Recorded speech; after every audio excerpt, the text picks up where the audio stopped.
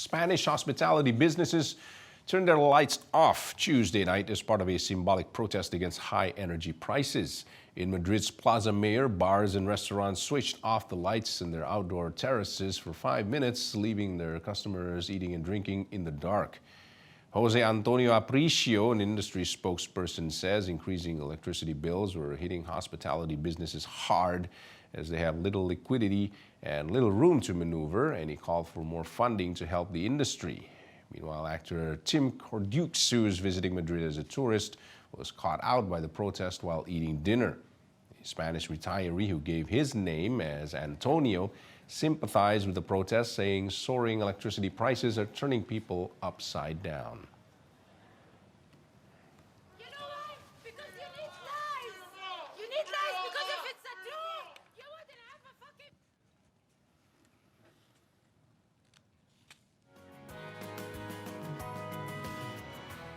Hundreds of animals, including elephants and endangered Grevy's zebras, have died in Kenyan Wildlife Preserves during East Africa's worst drought in decades. This according to a report released last Friday.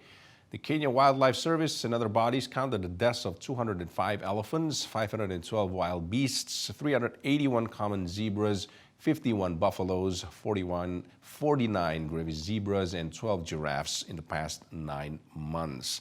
Metro Globe Network's Brilliant Shahiran has more.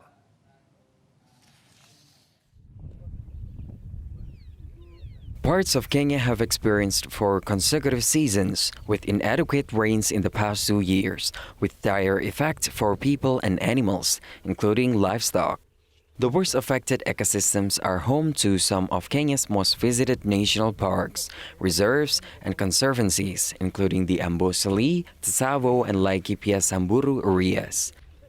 This dead elephant wandered into a human settlement in Wamba, a small town in Samburu County, and killed a woman in a water point. Rangers from the Kenyan Wildlife Service tracked the animals and shot it dead, after which they took away its tusks for storage to prevent the ivory from being sold on the black market. Its carcass is now serving as valuable meat for the locals, who are struggling with hunger. Nilikuwa pia nimeweka miti yangu kidogo ile ya kupanda. So unakuta sasa hizo miti zinaleta nini? Zinaleta ndovu mpaka kwa boma ndani. So unakuta sasa hapo ndo mahali tunang'ania na ndovu. Sana sana water point na mahali pia tunaishi. Wanakuja kuingia kwa nini? Kwa boma, kwa sababu hapo ndo utapata ile miti ambayo iko na matawi kiasi. At Ratiti Elephant Sanctuary, caregivers are looking after elephant calves. Many have been made orphans by the drought. Vet Dr. Asaya Alolo says the last 2 years have seen a spike in the number of orphaned elephants being brought to the sanctuary. Most mother elephants succumb to the diseases that occur due to a weakened immune system.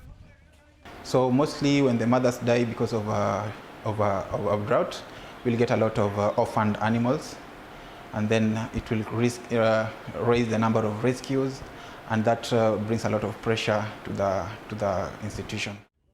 At Retiti Elephant Sanctuary, carers bring food from the wild.